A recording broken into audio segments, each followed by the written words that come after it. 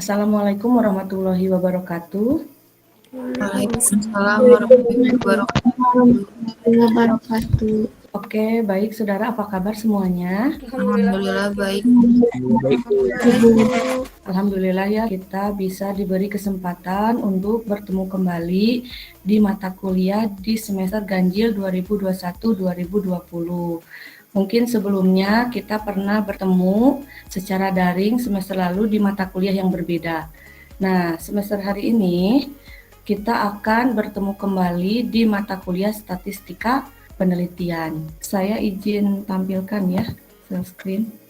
Baik, sudah terlihat saudara untuk tampilan PPT-nya? Sudah Ibu. Sudah Bu. Sudah. Oke, baik. Kalau sudah, sebelum saya menjelaskan ke teori, karena hari ini adalah hari pertama kita kuliah di statistika penelitian, maka di sini saya akan mendeskripsikan terlebih dahulu dari mata kuliah statistika penelitian. Jadi di sini dengan mempelajari mata kuliah statistika penelitian, mahasiswa dapat memiliki kemampuan kuantitatif dalam menyelesaikan persoalan data bidang manajemen dengan pendekatan statistika inferensial. Selain itu, mahasiswa juga dapat memiliki kemampuan dalam menjelaskan beberapa variabel, baik secara asosiatif maupun secara komparatif. Nah, materi-materi apa saja yang akan saudara dapatkan selama 1 semester di mata kuliah statistika penelitian? Di sini ada kolom sub CPMK. Mungkin saudara tahu ya, sub CPMK berarti di situ ada L. Ya, seringkali disingkat dengan L. L di sini setiap pertemuan di mata kuliah yang ada di Fakultas Ekonomi dan Bisnis itu terdiri dari 4 sub CPMK ya saudara ya. Ada L1 sampai L4 itu saudara ya. Kemudian apa saja materinya di setiap sub CPMK? Di sini pada pertemuan 1 sampai pertemuan 4 itu termasuk ke dalam sub CPMK pertama, yaitu termasuk ke dalam L pertama. Materinya yaitu tentang pengujian hipotesis, melakukan pengujian nilai rata-rata 1 dan 2, baik berpasangan maupun tidak berpasangan, serta lebih dari 2 sampel. Itu berarti ANOVA ya, dengan menggunakan metode parametrik dan non-parametrik. Bagaimana kemampuan yang diharapkannya? Nah, di sini di dalam sub CPMK pertama, harapannya mahasiswa itu mampu menjelaskan sini ya terkait dengan tahapan-tahapan dari pengujian hipotesis. Kemudian mampu juga menghitung serta menafsirkan hasil dari pengujian nilai rata-rata 1 ataupun 2 ataupun lebih dari 2 sampel dengan menggunakan metode statistik parametrik maupun non parametrik. Jadi nanti akan ada 2 gitu ya. Ada yang statistik parametrik dan non parametrik. Bobotnya berapa persen? Nah, di sini bobotnya untuk L1 itu adalah 10%. Seperti itu ya saudara ya. Nah, kemudian sub CPMK kedua itu terdiri dari pertemuan 5 sampai 7 ya. 5 sampai 7 ini materinya terkait tentang apa? Yaitu tentang pengujian korelasi gitu ya. Ada determinasi, regresi berganda serta uji asumsi klasik. Kemampuan apa yang diharapkannya? Ya tentunya mahasiswa itu mampu menghitung dan menafsirkan hasil pengujian koefisien korelasi, determinasi, dan regresi linier berganda, serta hasil uji asumsi klasik. Bobotnya sama, setiap L itu adalah 10%. Dilanjutkan akan saudara lakukan yaitu ujian tengah semester. Setelah UTS, saudara itu masuk ke dalam sub CPMK ketiga, yaitu dilaksanakan pada pertemuan 9 sampai 11. Materinya terkait apa? Terkait tentang regresi logistik biner dan panel. Kemampuan apa yang diharapkan dari sub CPMK ketiga ini, di mana mahasiswa itu mampu untuk menjelaskan dan menghitung serta menafsirkan hasil pengujian koefisien regresi, logistik biner, dan regresi data panel. Bobotnya sama yaitu 10%.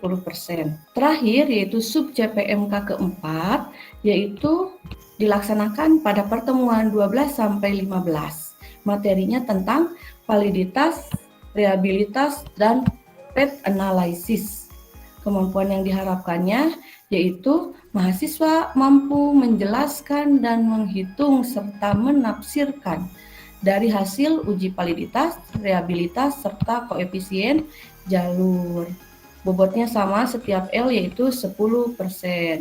Jadi di sini ada 4 L, total bobotnya 40. Sisanya 60% itu 30% UTS dan 30% UAS. Seperti itu saudara ya. Nah, kemudian bobot ini rinciannya adalah tugas. Jadi, setiap sub CPMK itu pasti ada tugasnya. Kalau di sini ada L4, berarti di sini ada saudara akan mengerjakan tugas 4 kali sub CPMK. Gitu ya, berarti L1 nanti akan ada tugas L1, L2 akan ada tugas L2, sampai dengan L4 akan ada tugas L4. Tentunya tidak hanya tugas, ada juga latihan ya. Ada latihan yang harus saudara kerjakan setiap sub CPMK atau setiap L-nya. Tuh, bisa dipahami ya. Nah, ini ringkasan dari materi-materi, kemudian kemampuan yang akan diharapkan, bobot, serta pertemuan berapa saja yang akan dilakukan. Nah, kemudian sistem pembelajarannya sudah kita ketahui ya, karena masih pandemi, sistem pembelajarannya yaitu sistem pembelajaran daring. Gitu ya. Metode pembelajarannya seperti apa? Saudara ini udah nggak asing lagi ya. Jadi metode pembelajarannya itu ada kuliah, ya kuliahnya berarti di sini ya ceramah dan tanya jawab, gitu ya, secara daring. Kemudian ada juga yang tugas terstruktur, ya tugas terstruktur berarti metodenya menggunakan collaborative learning. Jadi mahasiswa harus lebih aktif ya untuk mengerjakan tugas terstrukturnya. Kemudian yang ketiga yaitu belajar mandiri. Jadi mempelajari materi yang sudah disampaikan ataupun yang akan dipelajari ya. Jadi metodenya menggunakan self-directed learning. Nah, bagaimana interaksi dosen dan mahasiswa ketika dalam proses perkuliahan?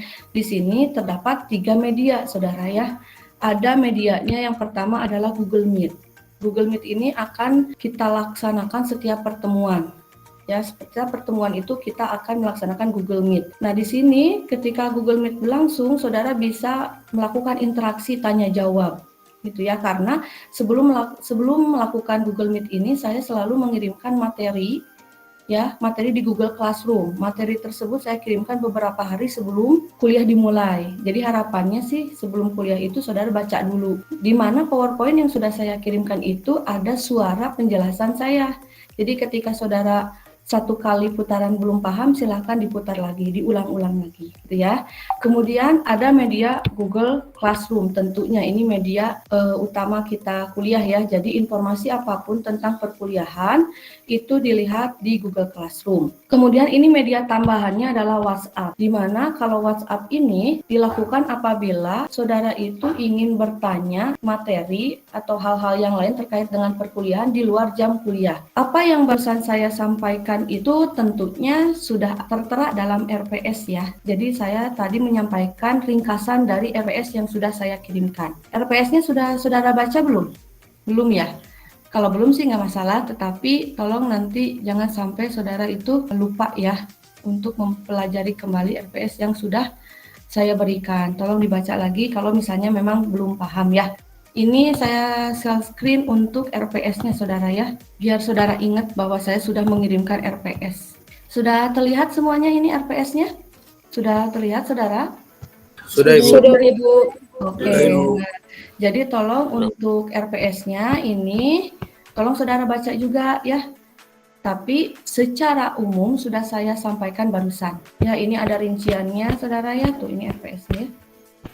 Jadi sudah saya sampaikan terkait dengan RPS dari mata kuliah statistika penelitian ya. Udah jelas saudara ya, di situ materi apa saja yang akan kita pelajari satu semester ya, pertemuan berapa saja, bobotnya apa, kemampuan yang ingin dicapainya apa, terus kriteria penilaiannya sudah tahu ya.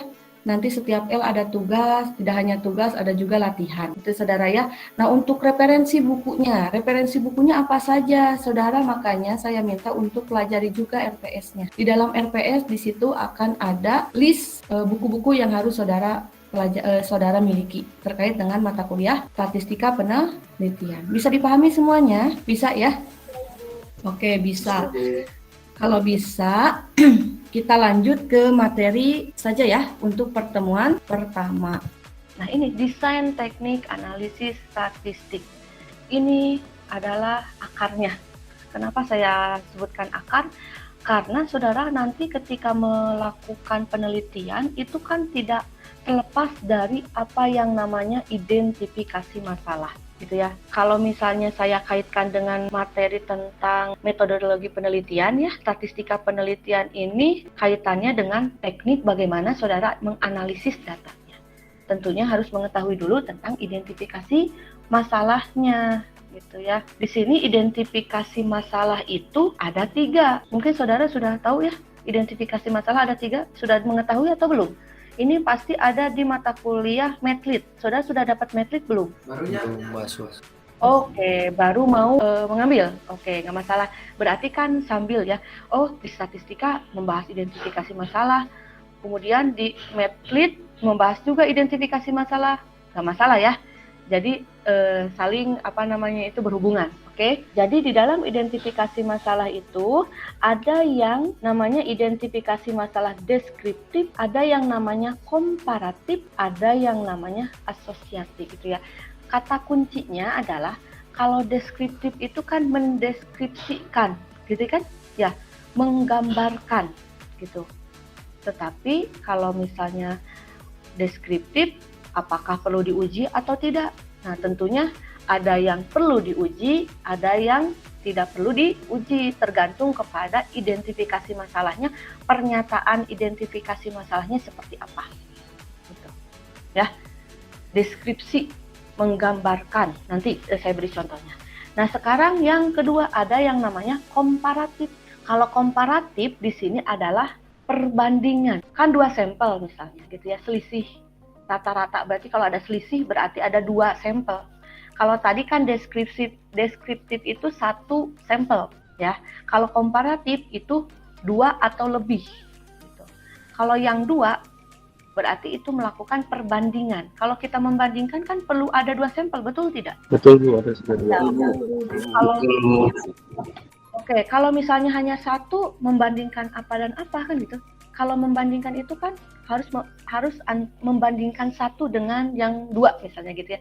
Berarti harus ada 2 sampel perbandingan. Ada juga yang 3, itu namanya ANOVA. Gitu. Kalau yang tadi, yang 2 sampel itu tadi yang saya sampaikan ada independent sample t-test, ada yang paired sample t-test. Kemudian lanjut ke yang ketiga, terakhir yaitu asosiatif. Nah, kalau asosiatif itu apa? Kalau tadi komparatif itu membandingkan, kalau asosiatif kira-kira apa? Ada yang bisa? Asosiatif misalnya mencari hubungan X dengan Y, mencari pengaruh misalnya gitu ya. Bagaimana pengaruh X terhadap Y misalnya gitu. Itu ingat saudara, ada yang namanya regresi. Saudara sudah pernah mendengar dengan kalimat regresi? Pernah Bu. Nah, regresi itu kan mencari pengaruh kan ya. Mencari pengaruh X terhadap Y. Berarti itu mencari pengaruh, yaitu asosiatif, termasuk ke dalam asosiatif. Bisa dipahami ini ya ketiga? Oke, ya. Kemudian, terima kasih. Kemudian kita bahas satu-satu ya, yang deskriptif. Tadi yang tadi saya sampaikan, deskriptif itu ada yang diuji, ada yang tidak. Kan hanya menggambarkan ya, betul nggak? Menggambarkan. Berarti kalau misalnya kalimat identifikasi masalahnya seperti ini. Bagaimana kondisi return on asset di perusahaan X? Kan pernyataannya cuma menggambarkan kondisi return on asset di perusahaan X tersebut kan? Berarti saudara bisa uji atau tidak kira-kira? Tidak perlu Bu. Tidak perlu Bu. Oh ya, nggak perlu. Kenapa? Kan pernyataannya bagaimana kondisi return on asset di PT X.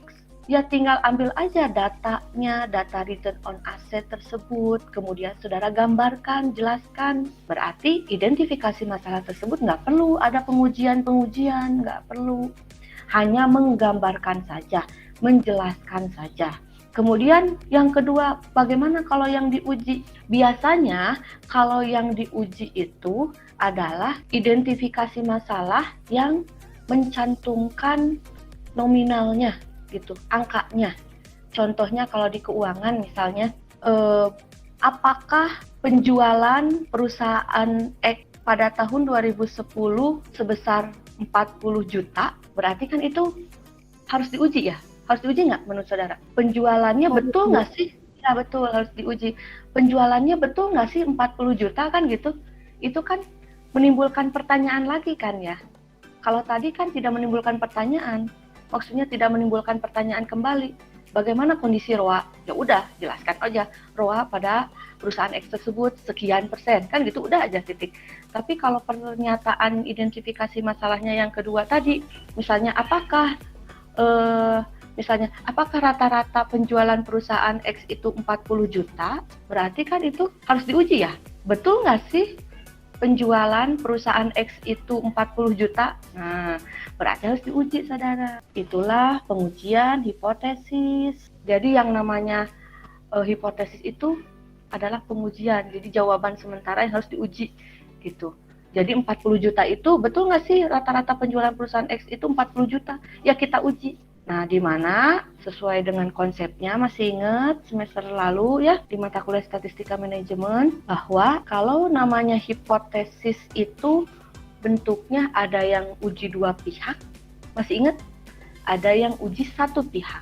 Kalau dua pihak berarti di sini mengandung sama dengan. Kalau tadi pernyataannya apakah rata-rata penjualan perusahaan X itu 40 juta, nah berarti itu dua pihak. Kalau ada kata lebih dari atau kurang dari, itu adalah satu pihak. Kuncinya itu, saudara.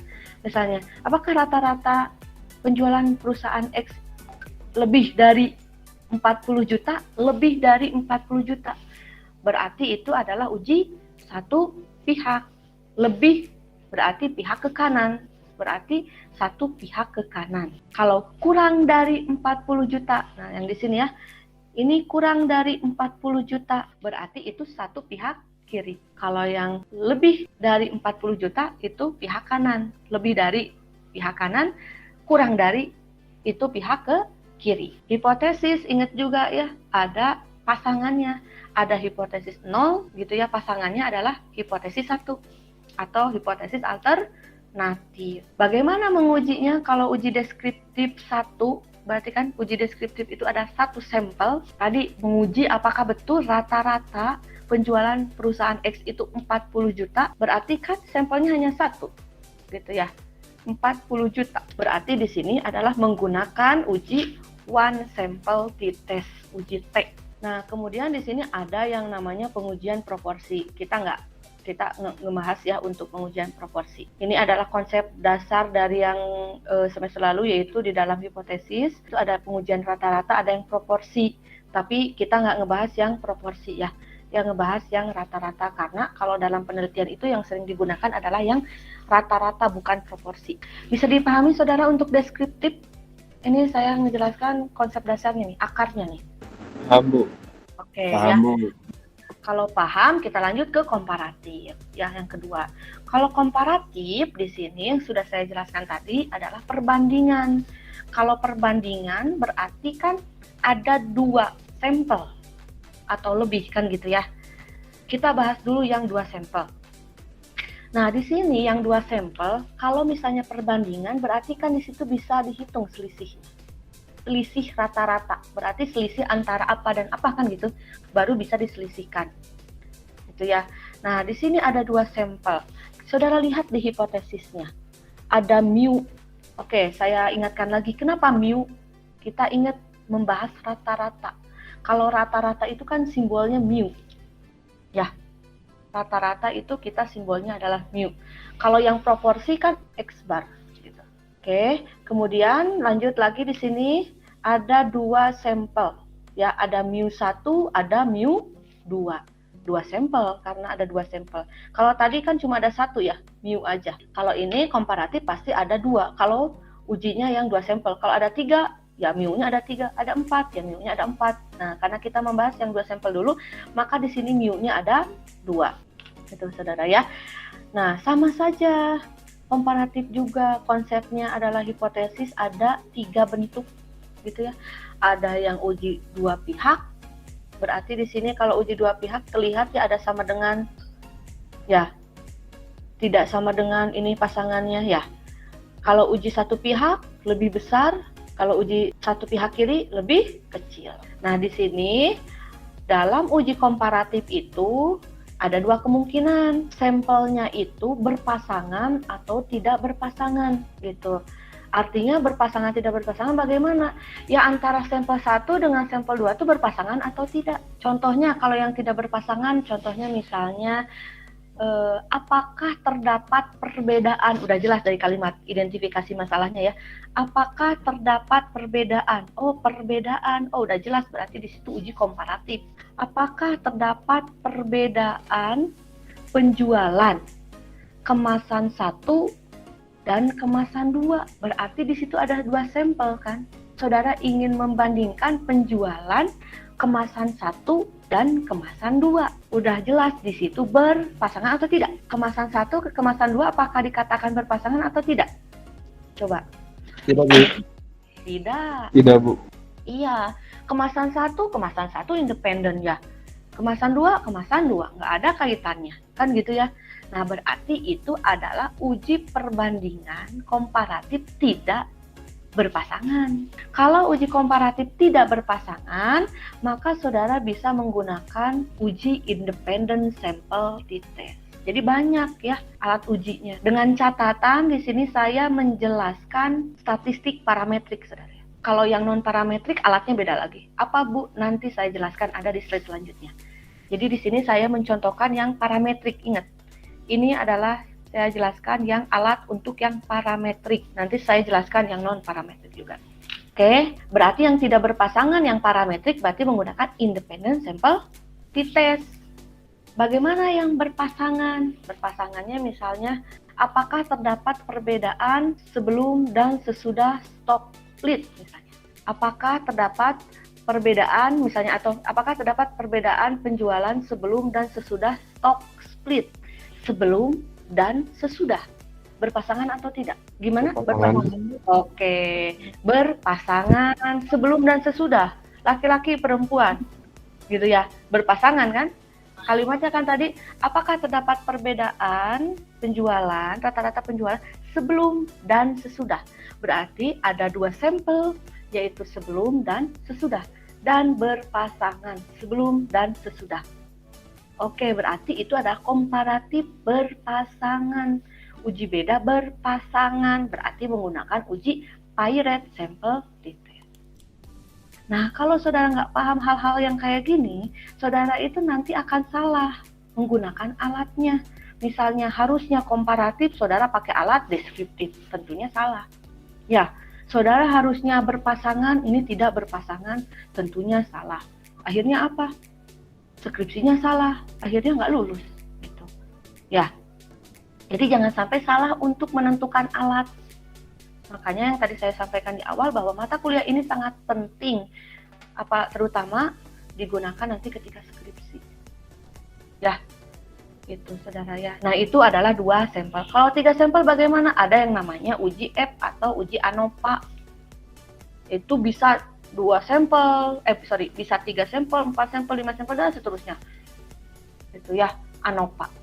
Akan saudara pelajari juga nanti di pertemuan setelah UTS nampaknya. Ya. Bisa dipahami untuk yang kedua nih, yang komparatif, saudara, perbandingan, bisa dipahami? Bisa, Bu. Bisa, Bu. Oke, ya. Bisa. Kemudian yang terakhir, yaitu adalah asosiatif. Kalau asosiatif tadi bagaimana? Coba saya akan ulangi. Asosiatif yang seperti apa sih yang asosiatif itu? Yang Ada ini, Bu. Ada X dan Y-nya, Bu. Ada X dan Y-nya. X dan Y-nya digimanain? dicari pengaruhnya, Bu, Dicari dari pengaruhnya. SOP atau mencari hubungannya?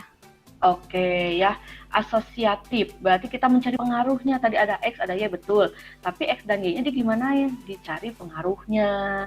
Nah, di sini ada hipotesisnya nih sama ya. Ada pasangan hipotesis tuh. Ada H0, ada H1, ada yang dua pihak, ada yang satu pihak kanan, ada yang satu pihak ke kiri. Gitu ya. Contohnya misalnya korelasi itu mencari hubungan, determinasi mencari seberapa besar pengaruhnya, kemudian mencari regresi bagaimana pengaruhnya, berpengaruh atau tidak. Ya, saudara ya. Nah, di sini bisa menggunakan uji T atau uji F. Misalnya di regresi ada uji T, berarti di situ uji parsial.